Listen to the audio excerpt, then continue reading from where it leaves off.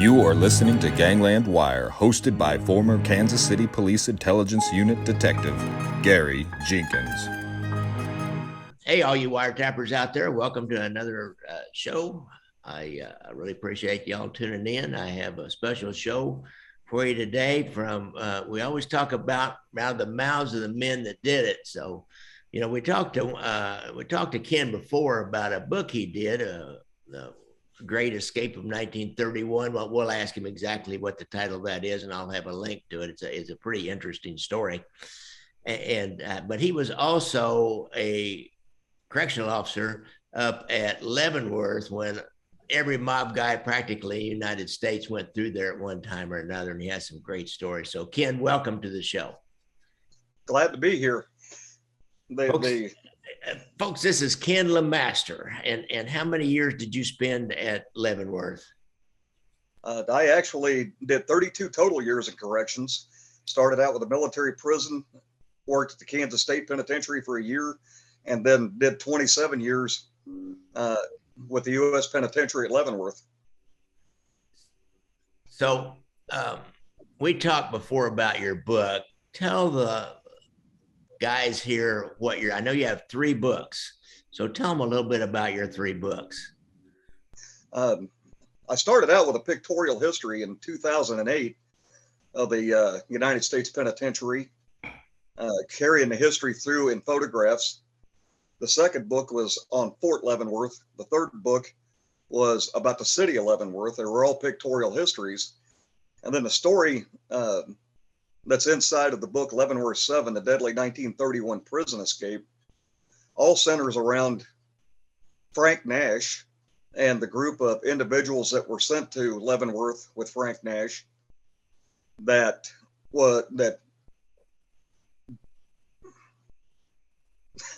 did the last armed train robbery in Oklahoma Indian Territory history. Oh, yeah, I remember that. Nash was the mastermind of the train robbery for an Oklahoma outlaw by the name of Al Spencer. Everybody had kind of made fun of Al Spencer because he always wanted to be known as like the next Jesse James, great train robberies and stuff like that. And the only problem is old Al, every time he robbed a bank, it was always in a rural area, and he'd only get away with like $17, $25. Yeah. And the media went to making fun of him for quite a period of time. So he decided he wanted to make a big splash. And for a lot of people that don't know, a lot of your early cowboy movies that are silent movies, mm-hmm. Al Spencer actually appears in some of those movies as himself. Well, he had this big flaming ego, and he decided one time, well, I'm going to break the mold, and I'm going to do something big. So he decided to rob the Katy Limited in Okesa, Oklahoma, of the MKT Railroad, and he got Frank Nash to plot it. Well, Frank Nash was a master plotter. This guy would go in and he would plot out every escape route, plus the robberies and stuff. And he had told Spencer and his group, don't touch any of the federal bonds. We could talk our way out of McAllister, which Nash actually did about 3 times over the course of his criminal career, but I can't talk myself out of Leavenworth.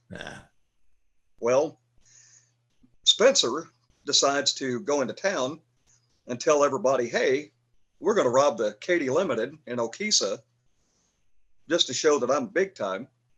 So the night of the robbery, the hillsides got hundreds of people all over it. The next morning when they were investigating a robbery, they found cigarette butts and trampled grass and everything, or all these hundreds of people had come down here and watched this robbery.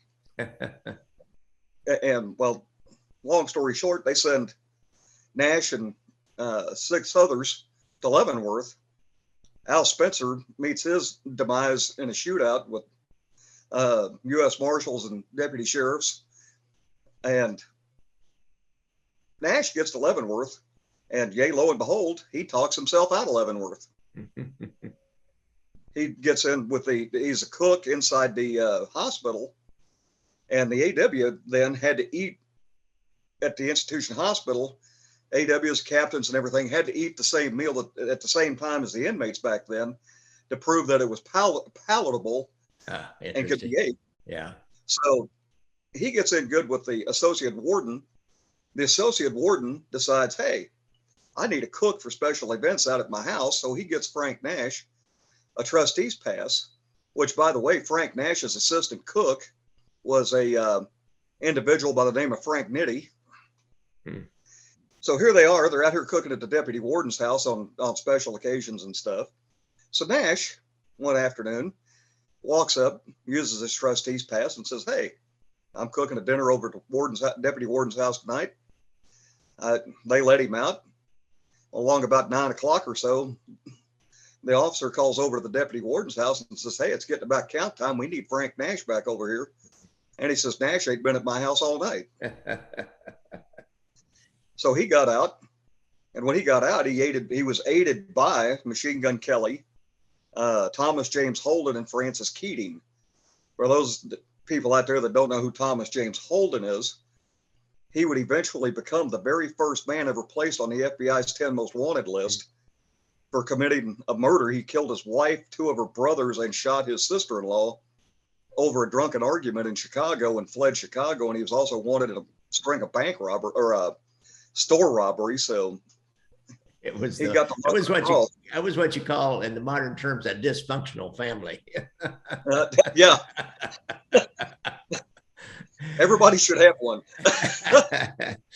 But so go ahead with your story. They're out. Sounds like, and now Nash knew that Machine Gun Kelly and these other 2 guys were sitting outside and right, and they were waiting for him to slip away. So and the funny part about it, the book goes through how they got the weapons inside the institution, the breakdown of how they figured out how to get it done, inmates that were in and then inmates that were out because they couldn't trust them because they were running their mouth and stuff like that. Well, they get outside the institute, they get into the warden's office that morning, take the warden hostage. And I always tell people they couldn't have picked a worse hostage to take ever. The guy's name was Thomas Bruce White. He was the warden. He was an active FBI agent at the time he was a warden. Yeah. He had started his career as a Texas Ranger and became a railroad detective when he got married and was trying to enlist in the Army in World War I. And this young man approached him by the name of J. Edgar Hoover and says, hey, I'm starting this new federal law enforcement system. I think you'd be ideal for the job. Well, Thomas Bruce White joins the Bureau of Investigation, and he is pretty much basically a real crime solver. I mean, he broke the case at the Atlanta prison where the warden actually wound up spending time in his own prison. He had been the principal investigator for the Osage Indian murders, which is covered in a book called Killers of the Flower Moon, which is also now being made into a movie. I heard that. And when he gets done with that case, of course, there's signs of corruption and stuff going on inside of Leavenworth. And they send him to Leavenworth. They call the warden to Washington to let him know that, hey, by the way, you're being fired. And Thomas Bruce White takes over. Well, White, being the individual that he is, starts talking to staff, starts talking to inmates, and figures out some of the corruption. But the biggest problem White was facing was in the era of the gangster and the Depression era, an institution that was designed to hold 1,500 inmates was now holding 4,000. So anything to keep people occupied was what they were doing. Well, these guys masterminded this escape, took the warden hostage on December 11th, 1931, went down the front steps of the institution, and didn't make it very far because they get out to the street and they commandeer a car, cut out towards the west, and the driver, a guy by the name of Charlie Berta, looks over to Warden and says, which is the fastest way out of here? Well, he tells him, if you follow this road west, it'll get you to Atchison in about 20 to 30 minutes, and you go across the bridge at Atchison and be on the back roads of Missouri. Nobody'd ever know where to find you. Well, Berta decides he's lying to him, and he takes a left instead of going right. And just as soon as he leaves the road, he leaves an asphalt road onto a dirt road, which is bogged down in mud because it's been raining for the last month. Yeah. And the story starts there. It gets wild, folks. We don't want to give away all of it, so it really gets wild after that. I know that. I read that book. It's a well-written book, Ken, and so I highly recommend you guys go out and snag that book. It's interesting. And just a little addition, Frank Jelly Nash was also the guy they were trying to keep from being sent back to Leavenworth when the Union Station massacre happened. So he was a really important character in those 1930s bank robbery gangs.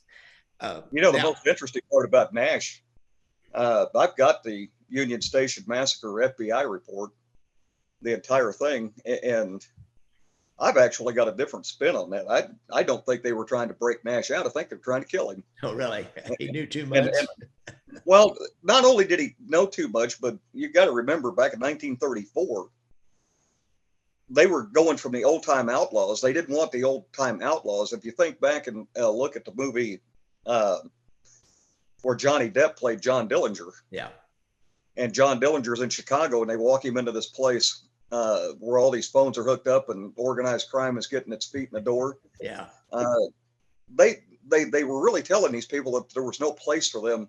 They were bringing too much heat down on them. Yeah, that's true. And Nash was a mastermind in criminal activity, and he was an old outlaw. Yeah. And I really think that instead of trying to break him out, they were trying to get rid of him, because a lot of those outlaws they were trying to get rid of. I mean, organized crime helped bring down Dillinger in the long run. Yeah. And an amazing fact about that is Thomas Bruce White's brother was also with the Bureau of Investigation. He is actually the man that shot Dillinger going down the alley. So world, that's connection. Oh yeah, but Nash was that. They were pretty much basically trying to get rid of those rogue gangsters. Yeah. And either trying to get them sent to prison, or they knew they weren't going to go back to prison very easily. They were just they were popping them off themselves. And they wouldn't stay in prison either. There were several prison breaks during that time, or conning their way out or whatever. Yeah, when I was doing research on Leavenworth 7, one of the interesting things I found in the National Archives in Kansas City was they had the hotel register for the hotel, the Arietta Hotel that they were hiding out in Illinois.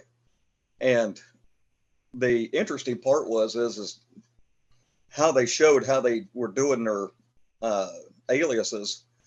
But in an adjoining room right next to Frank Nash was Evelyn Frechette. And her name is actually written on in the register by her, Evelyn Frechette. And that was Dillinger's girlfriend, right? That was Dillinger's girlfriend. Right. And shortly before Dillinger got out of the Lima jail, his crew was broke out of the Indiana State Penitentiary at Michigan City in the exact same fashion that the Leavenworth 7 got out of the front door of the prison. Oh, interesting. So now let's talk about your time in Leavenworth. And so first thing, I want you to tell me again that story about Russell Bufalino. That's a great story, guys. Yeah. I was an officer working a cell house during day watch, and the Mafia guys were all standing there waiting to go to lunch. And Russell Bufalino standing there, and we're just making small talk before I run him out to chow. And I look over at him and I just asked him, I said, "So what did you do with Jimmy Hoffa?" And of course, all of his cronies are standing there and they're going, "You can't ask the old man that question." And I was kind of like, "Hey guys, it's too late. I already did." Well, Buffalino just stands there, and you got this picture of an old grandfatherly looking gentleman standing there. Yeah. His inmate clothing is all pressed and clean, and he's got his cane there, and he's just standing there and he's just looking around, and he didn't say anything. Well, as they call the unit for chow, and I open the door and run these guys out. Well, while Buffalino's walking past me. He reaches over and he grabs me by the shirt sleeve and he pulls me over next to him. And he he looks at me in his just dead cold, stone cold looking face, and he says, "We cremated that son of a bitch alive." And I just looked at him and laughed, and I said, "Well, mystery solved." Yeah, mystery solved, folks.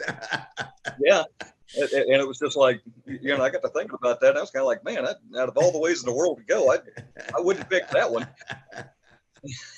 Really? Well, they were mad at him. They didn't want him to come back, and he was trying to come back as the head of the Teamsters. They had things going the way they wanted them going.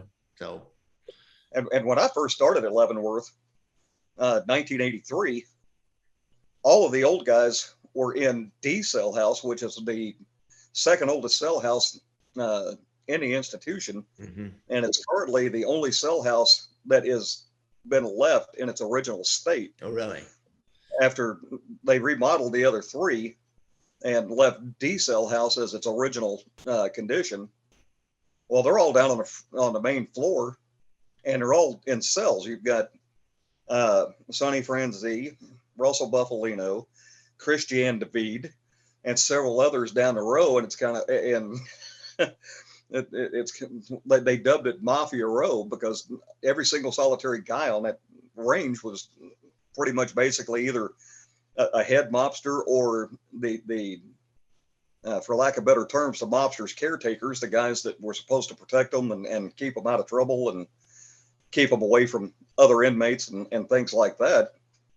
And it was just kind of interesting how they had it all set up. And there's a lot of people, when I sit there and make the comment, I say Christiane David, a lot of people don't have a clue who he is. Yeah, I was going to ask. Actually, I was just looking at my phone. I don't recognize that name. Who is that? Christiane David was a French heroin smuggler that was involved in a French connection. Okay. But he also had been suspected of being involved with the John F. Kennedy assassination. And when the French decided to have a trial, they did what was called a trial by absentia.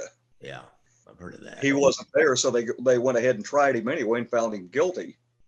Well, one afternoon, I'm back at the rear quarter, which it's kind of hard to explain. A rear quarter it goes into the dining room and the auditorium area, but it also lets you out of the east and west side of the institution. And it's a controlled door situation. And they always have an officer back there during open hours. So I'm back there working one afternoon. This lieutenant comes back and he says, you're going to have Christiane David come through here in a few minutes. He's on a pass going to the hospital. Just process his pass and let him out the door, but don't say anything else and don't let him know. Don't act like you know. And I said, don't act like I know what. And about 2 or 3 minutes later, here comes this transport van backing up to the rear quarter on the east side. So I'm kind of like looking at this and I'm like, okay, I know something, but I don't know nothing. Well, anyway, Christiane David had been tried and found guilty of murdering a French detective. And a couple of minutes later, here comes David down the hallway. And a lot of those old mobsters, they were really kind of funny how they used to motor around the institution. They all had canes. Yeah. And they all did this little shuffle, and they would do the little shuffle and a little cane coming down the hallway like, they were 95-year-old men. Yeah. And he'd come down the hallway. So I process his pass, look at him, and I tell him, okay. So I walk out and I open the grill door, and he looks out and sees that van, but he don't think much of it. And as he's walking through the door, the back door of that van comes flying open.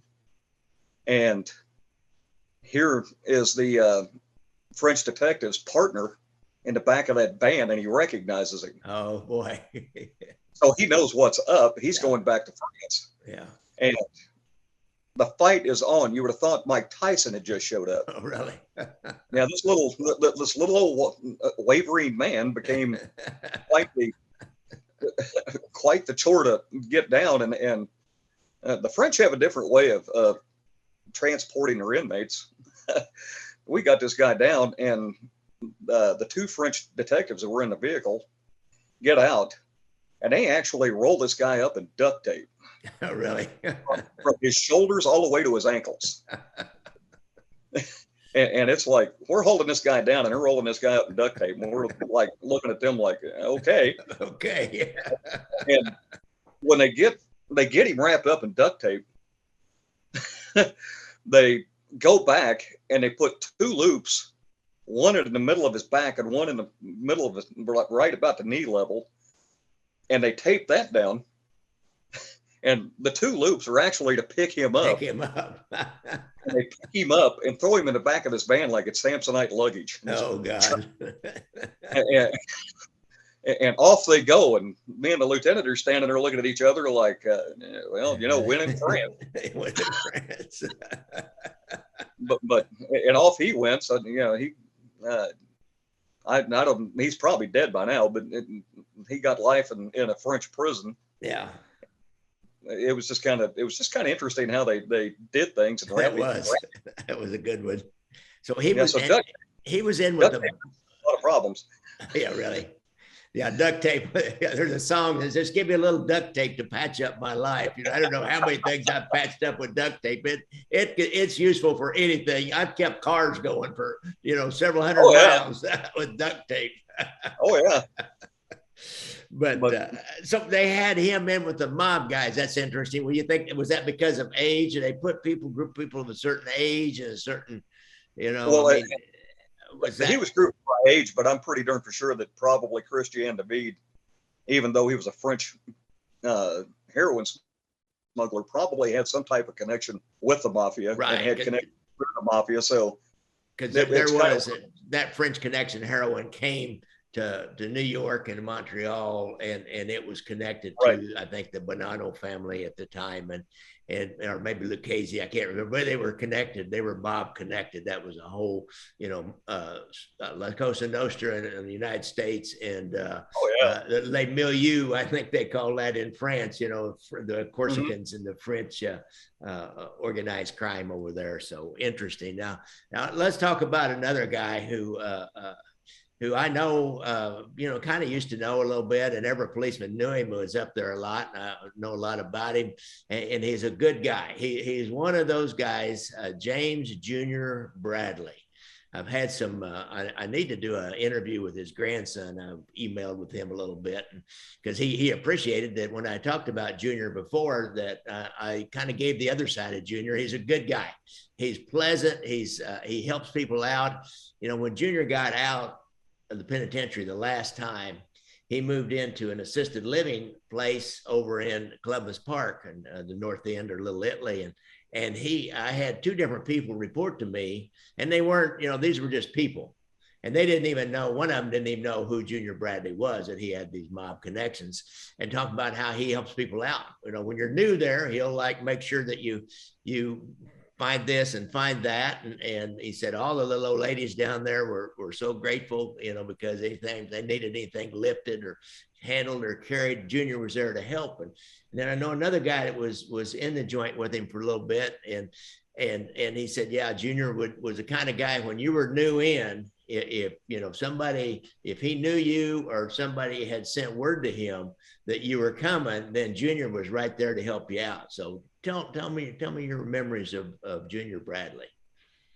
Junior worked in the food service area, and he was pretty much basically the warehouse help, but he kept the staff apprised of what was on shorthand and helped do the ordering and stuff as far as getting stuff in from the outside warehouse, which later in my career, I ran the outside food service warehouse operation, and I'd bring food into the institution. I'd order food and stuff like that. Well, Junior was a pallet jack operator and would unload trucks and stuff like that. And like you said, he was a very, very easy to talk to individual. He was very knowledgeable about things inside and outside the institution both.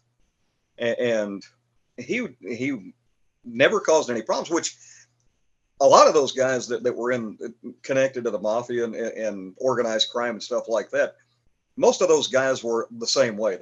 You'd never know that they were there. They were always pleasant to talk to. They never caused any problems.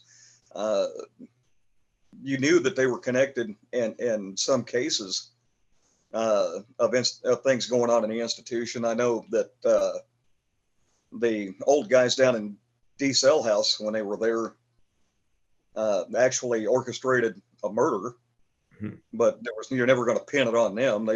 They actually went to the Aryan Brotherhood, and the Aryan Brotherhood picked a guy that was trying to blood in with them to send them up to take care of the problem. And Junior, when he was on the outside, he actually ran a sandwich shop. Right.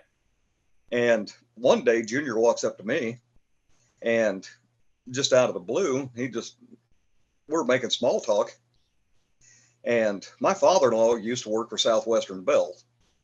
Well, the main office area, if you're familiar with the Kansas City area, is right there, probably 300 feet from Junior's sandwich shop across the parking lot. Right across the street. Right across the street.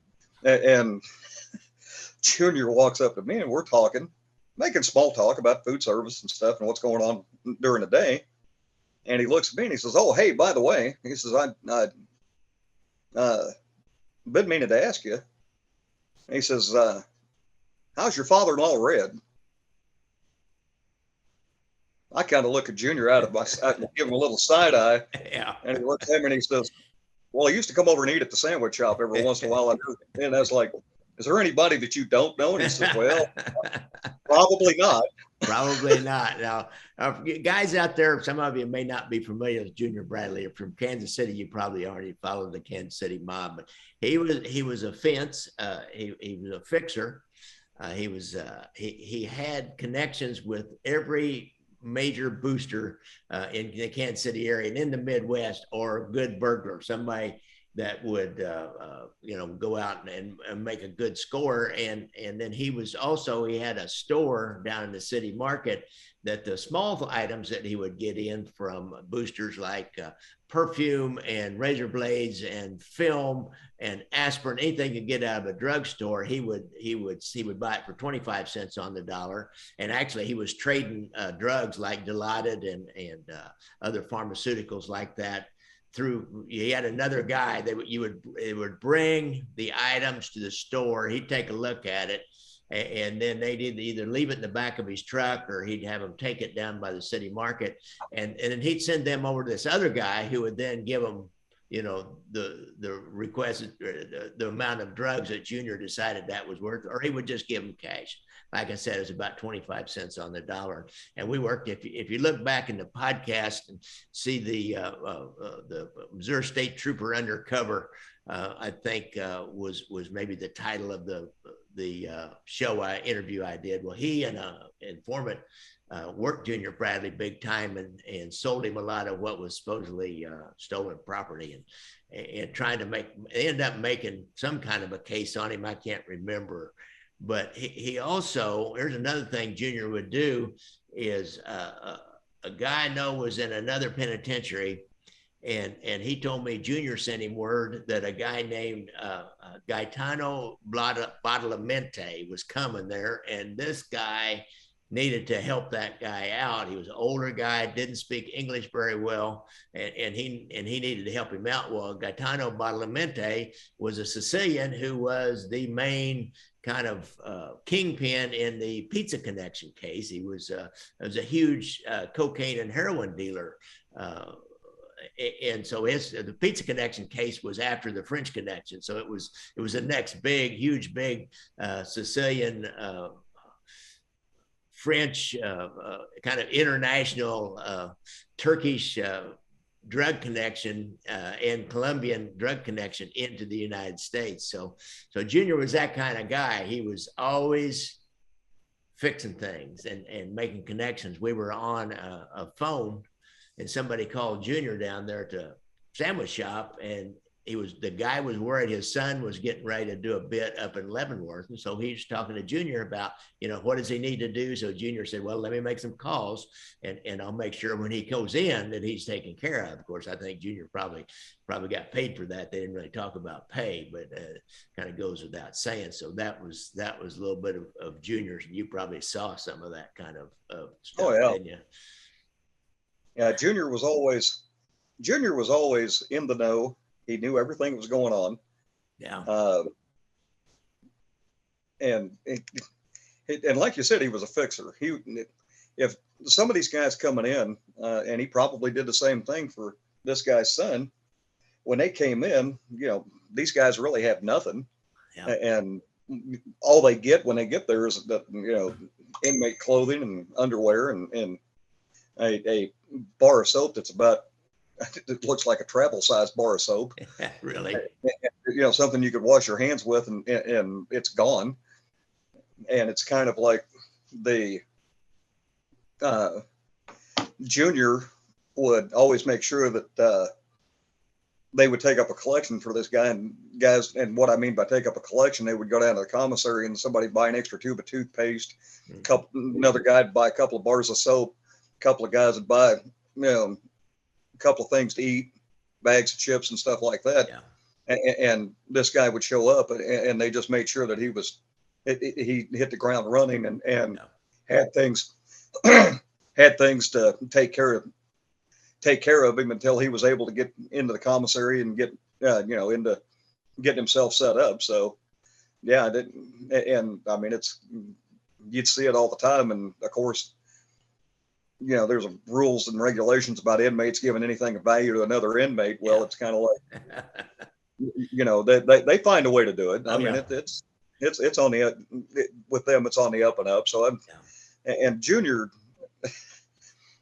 was just, he knew everything that was going on in the institution. He worked for me in food service, but he also worked for me in the commissary because for a period of time in my career, I was also out of the business office, and I worked the warehouse section of the business office, which also ran the inmate commissary. Mm-hmm. And that's where and how I really got into these guys is we had a crew that we caught stealing when we did an inventory, and we decided we was going to fire the entire crew. Well, my boss, Peggy, comes to me one day and she says, well, you're going to the commissary next quarter.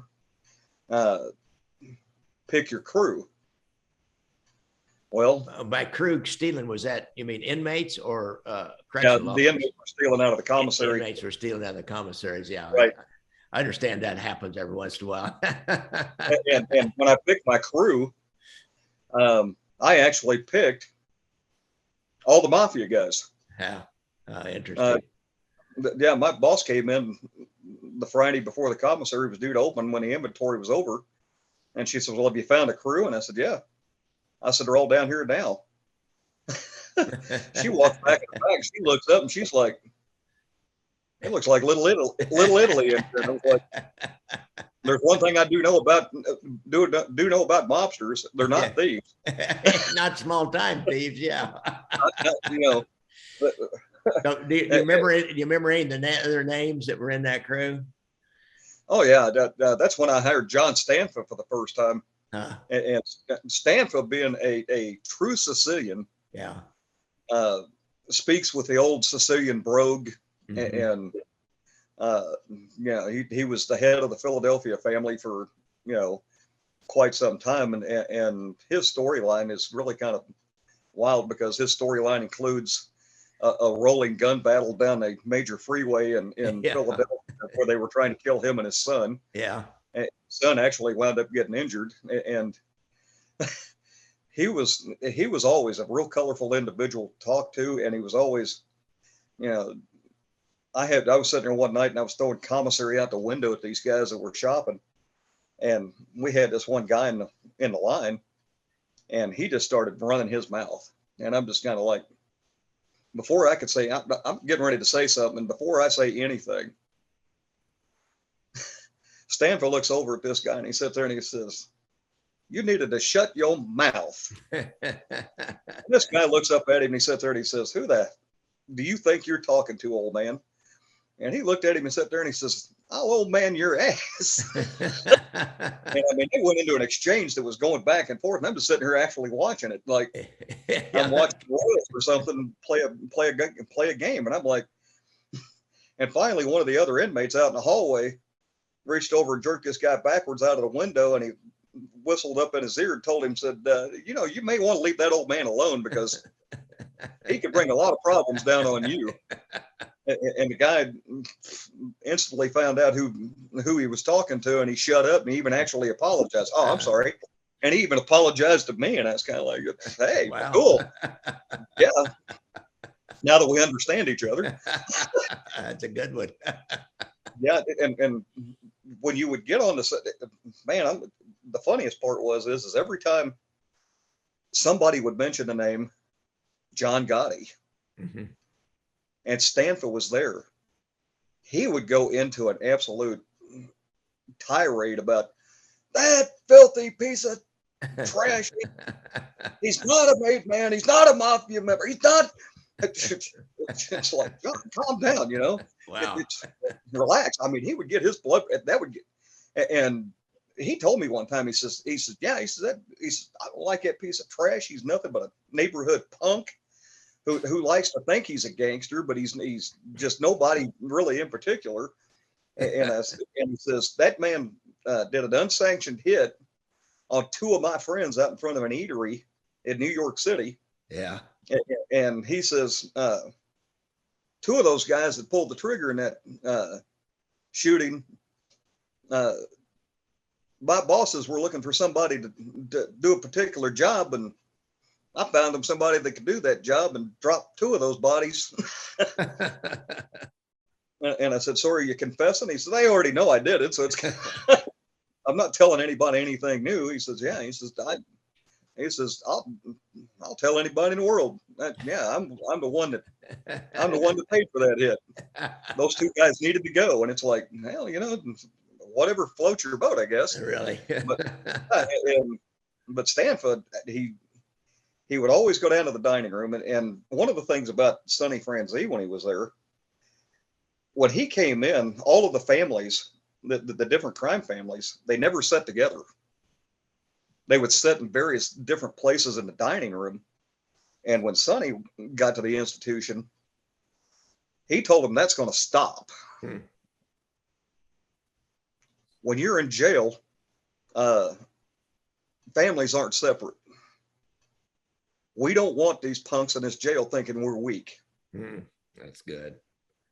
So he got all of the Mafia members, even though they may have been, you know, part of the West Coast mob or East Coast mob or you know, even the Southern Mafia, the Dixie Mafia, because we had a couple of those guys in there too. He brought them all together and started sitting in their own section in the dining room. Interesting. And one of the most interesting things that happened one day, I'm standing in the dining room, and of course it's lunchtime, and you've got 3/4 of the inmate population in the dining room. So, and it's kind of like, you never want to walk into that situation where you're standing in the dining room and you could hear a pin drop 3 blocks away. Yeah. If it's quiet, you got a problem. Oh, that's interesting. And it better be backs to the wall because something's going to fly. And I'm standing down there one day, and of course, you know, it's not quiet. It's everything's kind of normal. And I see Stanfa get his tray, and he comes walking back, and he puts his tray on the table and goes to get him something to drink. And just out of the blue, this guy comes walking up to Stanfa and knocks him flat on his back, right in the middle of the dining room. Well, of course, I jumped the guy that has done hit Stanfa in the face, because I'm like, this is not going to turn out well. Really? And another guy also helped me grab him. We got him down, got him handcuffed. And I look over at Stanford and started checking him out. He's going, he's talking so fast in his Sicilian brogue that you can't understand a word he's saying. Yeah. And I look up, and Nicky Gio comes running over. the guy that's supposed to be protecting Stanfa. Mm-hmm. And I look up at Nicky Gio and I said, well, you're a little late to the party. And it's like, you know what time it is, right? And he says, yeah, I'll be down to Lieutenant's office in a few minutes, because he knows we're going to have to lock him up because, have a cooling off period, because he's supposed to protect the old man. He didn't get the job done. So the boys are going to take him out back and bounce him around a little bit. So we're there in the middle of the dining room. All of a sudden, me and this other officer look up and notice that the dining room is totally quiet.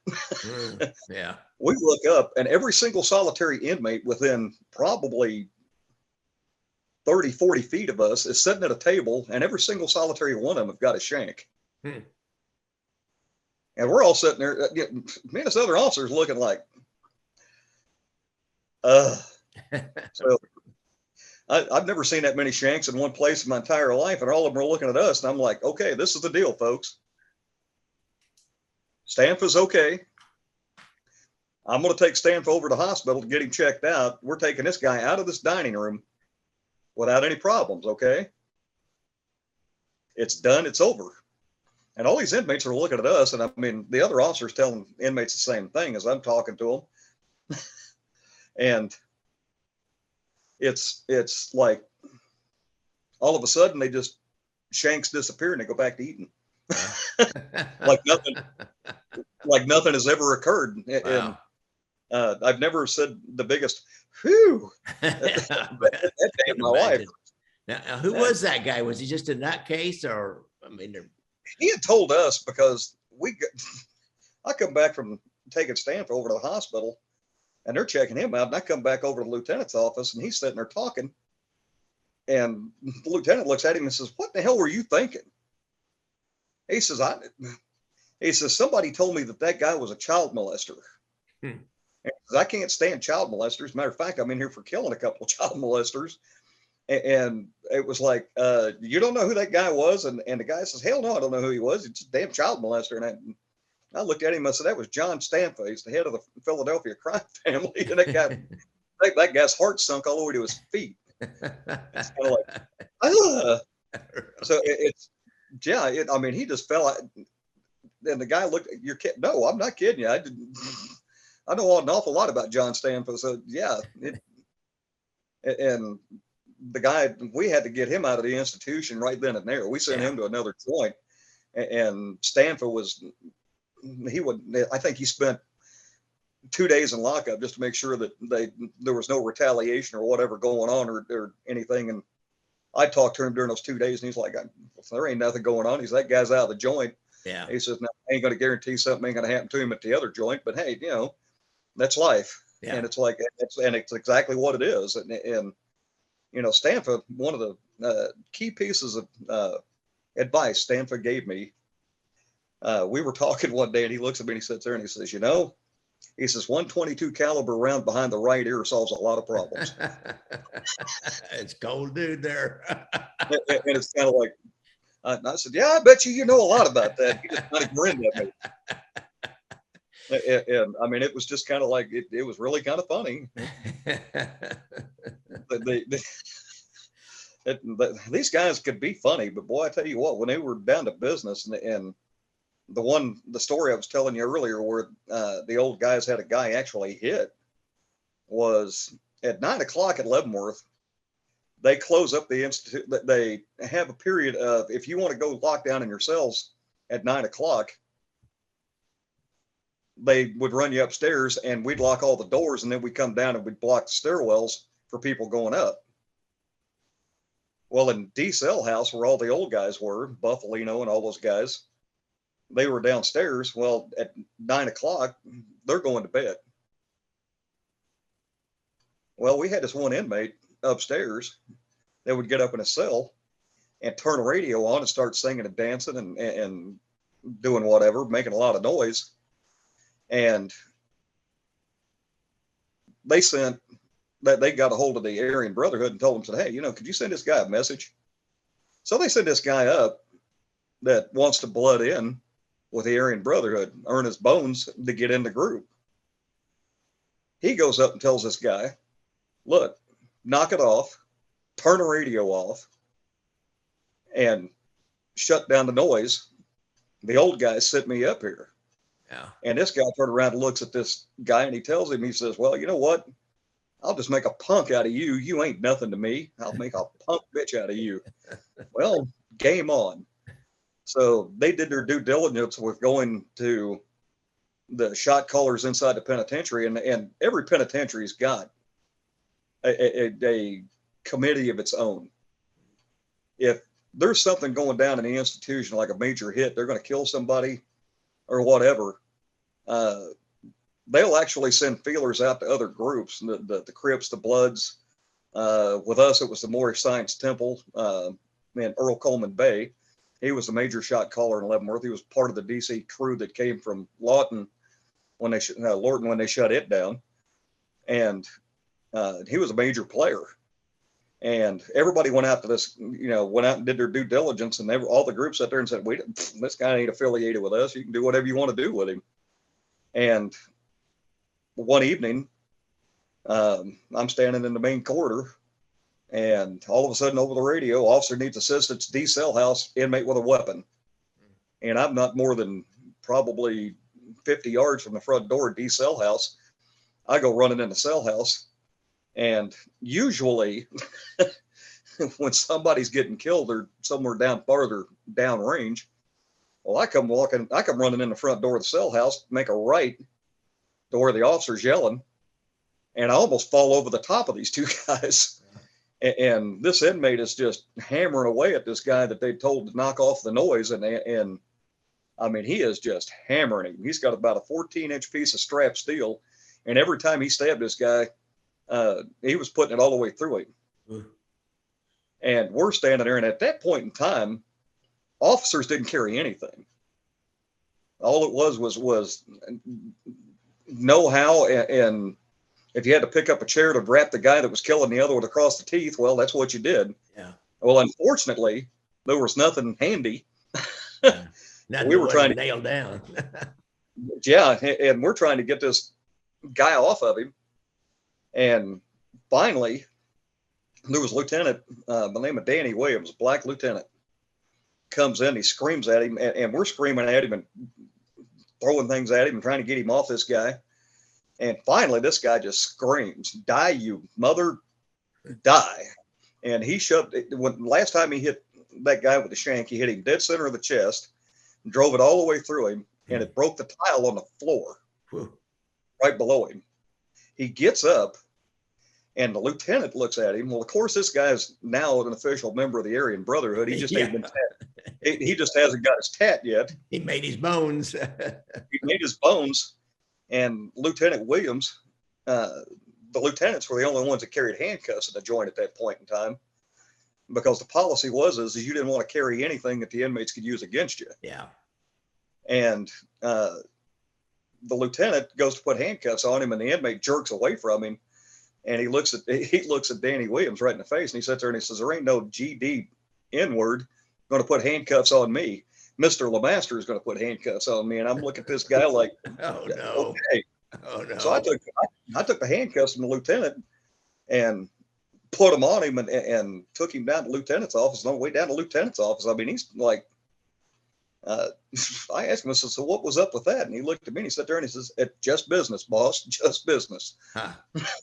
We took him to court down in Kansas City. He gets in the courtroom, and of course his lawyer during pre-trial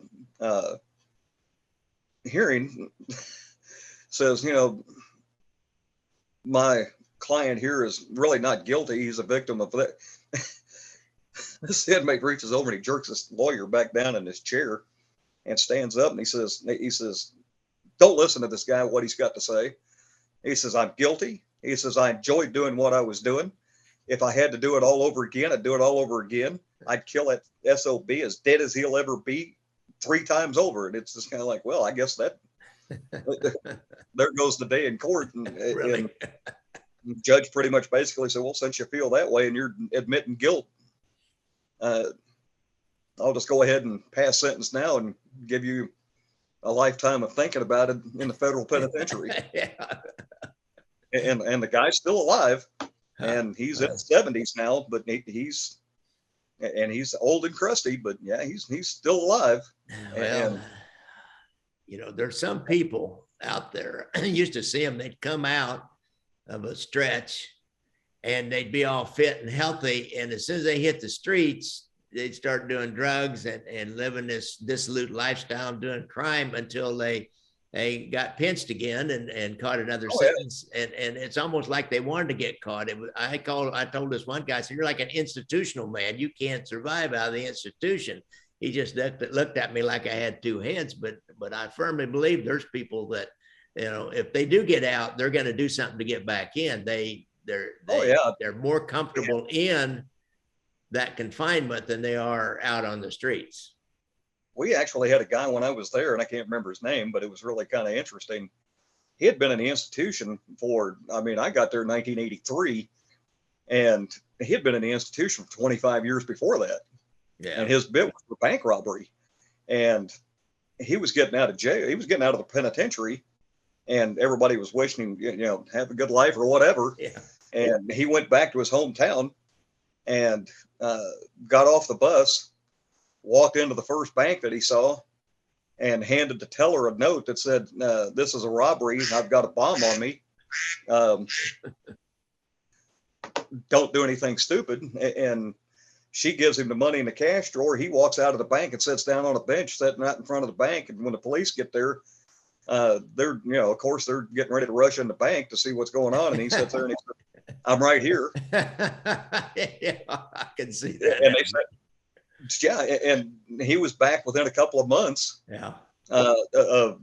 And it's a lot of these guys that have spent a lot of time, or a vast majority of their life in the penitentiary, are just that. I mean, they are institutionalized. They don't know how to function in life. And we had one gentleman that everybody knew this guy was not guilty. I mean, this guy had been sentenced out of Fort Sill, Oklahoma in the 1940s. He was an African-American inmate.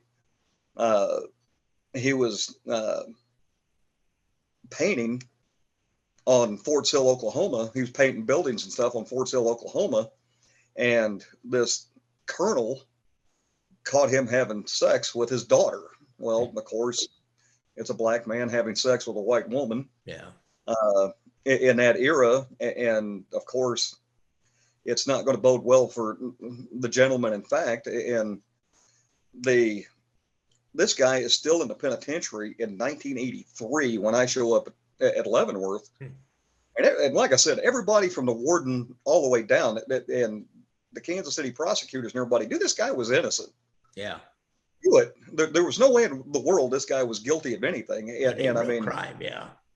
Right. And we got word one day that he was being released. And it was kind of like they gave him natural life in the penitentiary in Oklahoma back when he got caught for rape, is what he was charged with. And of course, it was on Fort Sill, Oklahoma, so it's a federal crime. Federal, yeah. And this guy, I'm working the number one officer's position on day watch in the cell house when the news comes down and he's getting released. And I kind of inquired, I said, well, how's he getting released? And they said, well, the girl that he was having an affair with came forward to the Oklahoma district attorney's office, federal district attorney's office, and advises them that that was a total lie. She wasn't raped. They were having consensual sex. And the guy was even married at the time and had a little daughter. And because he corresponded with his daughter and stuff, and the guy was not totally illiterate, but he was probably 70%. Yeah. And other guys he would sit there and tell him what to write. And they would send the letters to his daughter. And when the letters came in from his daughter, they would read the letters to him and stuff. And it was inmates from all across the board that did this. It wasn't just, the African-American inmates or whatever. When he'd get mailed, any of the inmates that were available would read it to him. And pretty much basically, they all knew that he was there unjustly. And she finally came to and told the story. And unfortunately for this guy, Dad lived to be like 97 years old. And he told her that she was never to tell the story ever. And Dad lived to be 97 years old. Well, she honored her dad until after the funeral, and she came forward. Well, they've released this guy, and his daughter came up to pick him up. Well, his daughter lived down in the Dallas-Fort Worth area, and last I heard, he was, and I mean, he's probably gone now. I mean, that's due to age, but last I heard, because he had told me, he says, Mr. Lemaster, he says, if I could make $250 a month, I'd live just fine. And I'm kind of like, when this guy went into jail, a phone call was 5 cents. Gas was probably 5 cents a gallon, and this guy's talking $250 a month. And I'm like, wow, how's he going to do this? And when they finally got him out of jail, he lived with his daughter, and he started running a newsstand at the Dallas-Fort Worth airport. Well, he did such a good job that they actually made him the manager of all of the newsstands were throughout the airport. And the guy was finally lived a just and clean life. And it's, a lot of folks, with as many people as are incarcerated in this country, there's people that are probably there that don't belong there. Yeah, I mean, it's a low number, but it's but they're there. It happens, and it happens, and a lot of times we know it. Yeah, and no matter how much we advocate and talk, it doesn't change anything. So it's and I know there's people out there that have a grim look on correctional officers and grim look on prison. Yeah. And think that we're all knuckle draggers that beat inmates all day. Well, and we're no longer guards. We're correctional officers. And guards are an old terminology prior to the 1930s. Yeah. In the 1930s, they started educating correctional officers, and they started educating them in interpersonal communications. You're not there to punish the inmates. You're there to protect them. You're there to protect the safety of the institution. And, and it's just a different era now. And I'm not saying that there's not guys out there that do stupid things, but, I was never one of those that went along with that whole program. And I've seen guys do stupid things, and I tell them, you know what, I don't care who you are. Don't do it in front of me. Yeah. But yeah, when you're working in an environment like that, and you get a lot of various inmates from across a broad spectrum of life. We had international terrorists. We had the 94 World Trade Center bombers. We had members of the Posse Comitatus. Yori Call, which was Gordon Call's son, was at the institution at the time. He was, he actually received packages and letters from organizations that thought he was a political prisoner. Now, of course, we had Leonard Peltier, and Peltier is a story all on its own. He was more interested about Leonard Peltier than he was anything else. Yeah. And most of the Native Americans that were in the institution wouldn't have anything to do with him. Really? Now, folks, if you don't remember, younger guys may not remember Leonard Peltier. He was involved with there was a standoff between FBI agents and the American Indian movement. There was a small group of Indians, Native Americans in the United States that grouped up together and started protesting about the treatment of Indians. And they ended up in a standoff I think it was in Wounded Knee, actually. It was the Pine Ridge Indian Reservation. Pine Ridge Indian Reservation. An FBI agent got killed, maybe two of them. I know one got killed for sure. And yeah, two of them wound up dead. And the story is that Peltier supposedly rode down the hillside and finished them off. Right. And what most people don't understand about Peltier at the time, he was actually a fugitive in flight. He had attempted he'd actually almost killed a state trooper, and I believe it was either Wisconsin or Michigan. And he was a fugitive in flight from incarceration, was on the FBI's most wanted list at the time. And when they finally found Peltier's car, the car inside the car, they found the FBI agent's weapons. He had taken the guns off of the FBI agents, and the evidence trail led totally back to him. Mm-hmm. And to kind of give you a little bit of a storyline on one of the things that Peltier did, the actor Steven Seagal had actually wrote Peltier a letter and wanted to portray Peltier in a movie. Mm-hmm. And Peltier, this will give you an idea of his psyche, Peltier actually sent a letter back to Steven Seagal telling him that he didn't think he was a big enough A-list actor to portray him. And he used to get letters all the time. We'd see letters coming in from Robin Williams and Robert Redford and all kinds of big celebrities and stuff would send him letters and stuff like that. And he, that pretty much basically waned over time. Everybody with Hollywood, everything's about 15 minutes in duration. So it's kind of like, it's kind of one of those things that, here today, gone tomorrow type things. Yeah, really. Yeah, and when they got him, they sent him, when Leavenworth became a FCI, they sent him to Terre Haute, Indiana. And when he got to Terre Haute, Indiana, they sent word to the captain that you put him on a compound here in Terre Haute, we're going to kill him. Huh. And they sent him, I believe now he's in Lewisburg, Pennsylvania. Huh. But yeah, he wasn't he wasn't the well thought of, one of the most well thought of inmates on the compound. Interesting. And like a lot of people portray him as being, and when you start talking about major inmates have been in that institution, most people don't know the name of Almy Morris. He was a command sergeant major in the Army that was a Green Beret, and he was one of the first Green Beret in the military. And this guy was well trained, well knowledgeable, and he took the fall for, he had married a woman in Korea and had 2 daughters by him. And I'm not exactly sure how she went totally stir crazy, but she was attempting to sell one of the daughters on the black market. And mom wound up dead. The 2 daughters wound up safe, and Almy Morris took the hit for it. And kind of the storyline is that the older daughter took care of mom, but he wouldn't let her go to jail. So we had him, and I mean, you start talking Mafia guys, DeLuna, we had him. Yeah, he was there. Now DeLuna cracked me up one day because we had started contracting.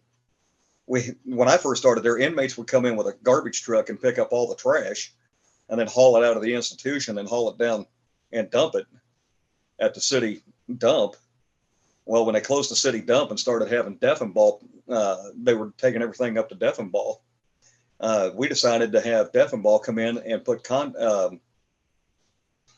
compactors inside the institution, and we would just take the truck in, pick up the compactor, switch it out, and they would haul it off themselves.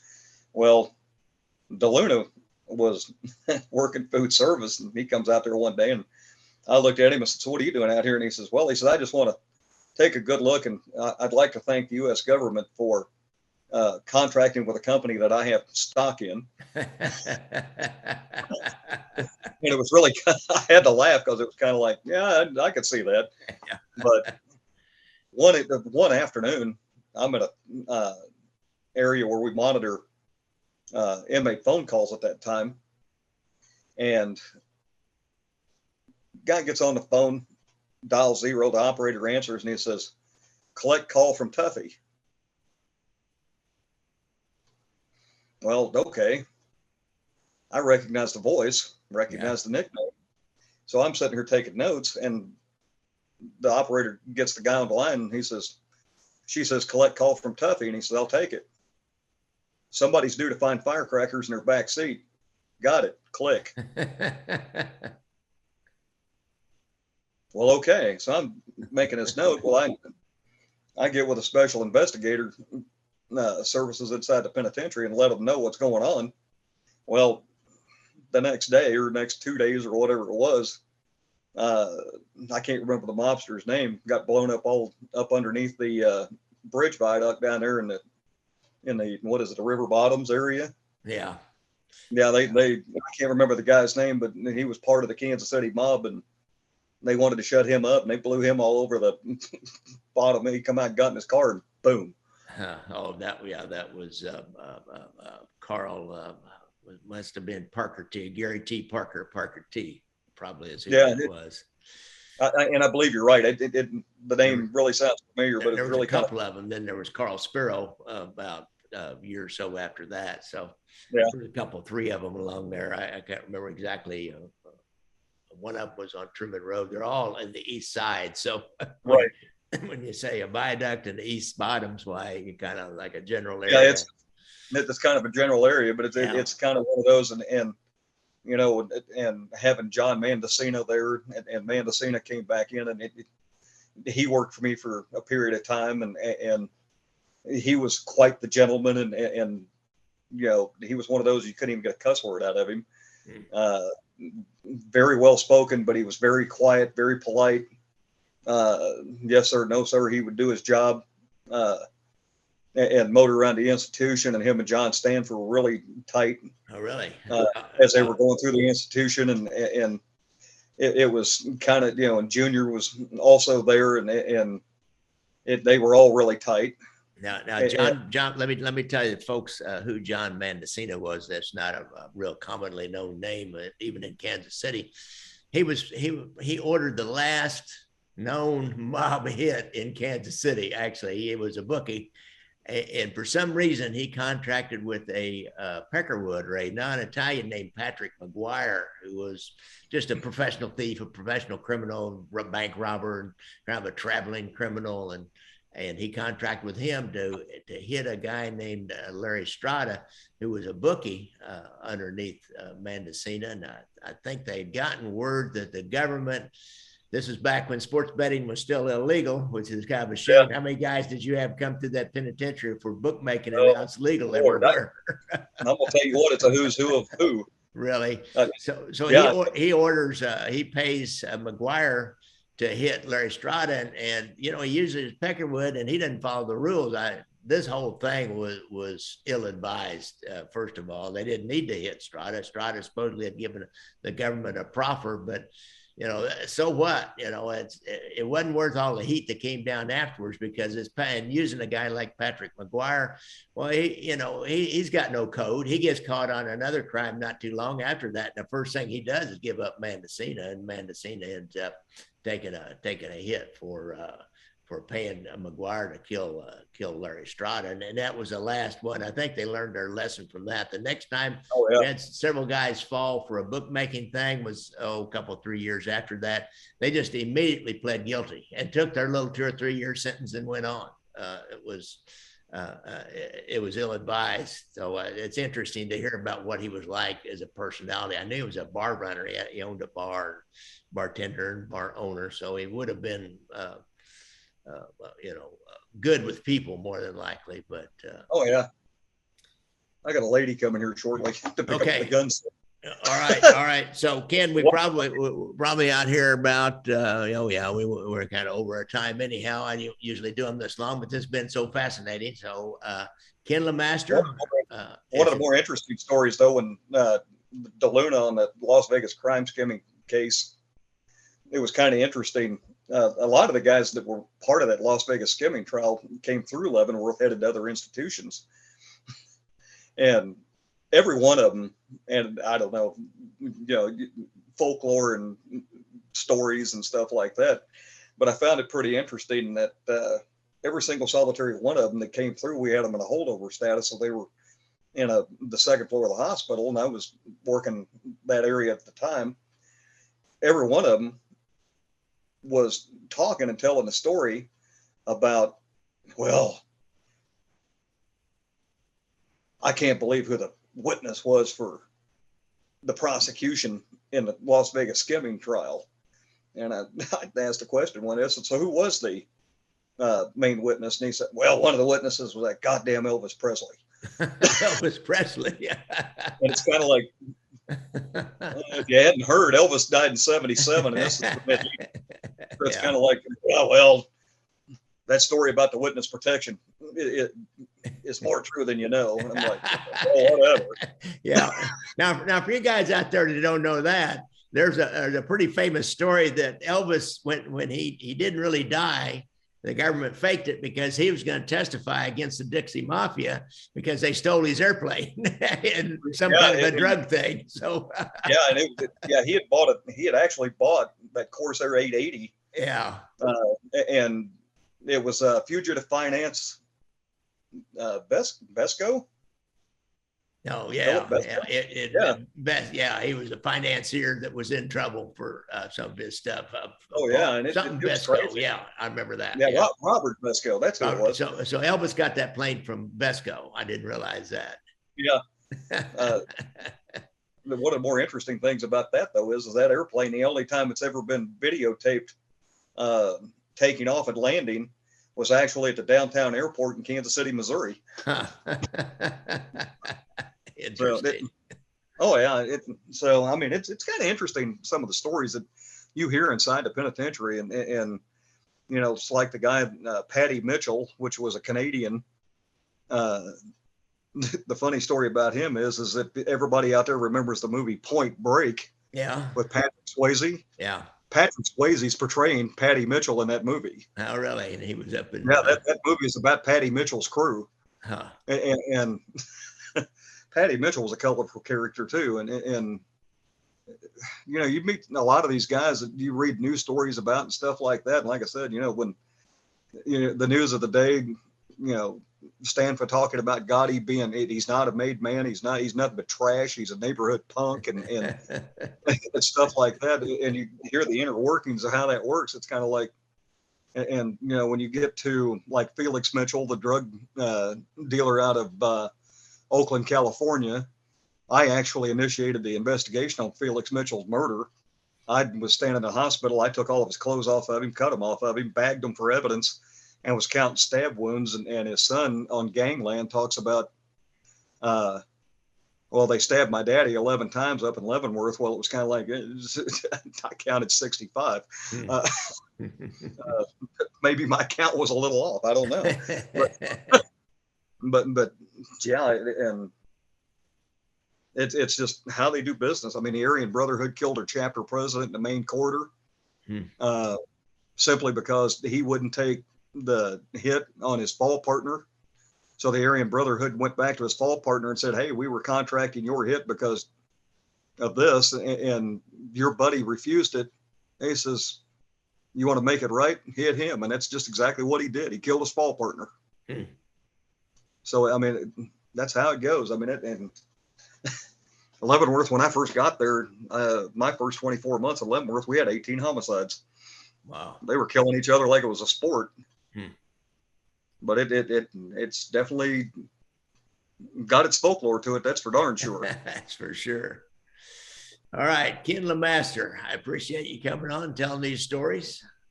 And absolutely, it's a pleasure. It's always a pleasure talking with you. All right. I love your Facebook page. Okay, I try to keep it up, but I got some helpers on that too. That's there you go. Nice that other people post stuff. They really post a lot of different links to a lot of different things. It's a treasure trove of mob information. That's for sure. Oh yeah, and you know the thing I posted on there a couple of days ago about getting the advanced copy of the book from Sandy Petty on Sonny France. Yeah. She's interviewed me several times. We've talked, and I started reading this book. I mean, it was bringing back memories. I was like, yeah. And you talk about the guys that different places, the group out of New York that the book Murder Machine is written about. We had all of those guys at one point in time at the penitentiary. Henry Borelli, that guy, you could just tell by looking at Henry Borelli. I mean, he was calm, cool, polite, just stood there and watched a lot of things going on, but you knew that if they needed a contract job done, he was the guy to do it. Yeah. And he was part of that group. So, I mean, it's, and they were all the same way. I mean, you just knew that you knew what they were in for, and you knew that with them that was just business. Yeah, that's it. Yeah, killing somebody was just business, not personal. It's just business. Oh yeah. All right, Ken, good to talk to you. Hey, buddy, have a good time. All right.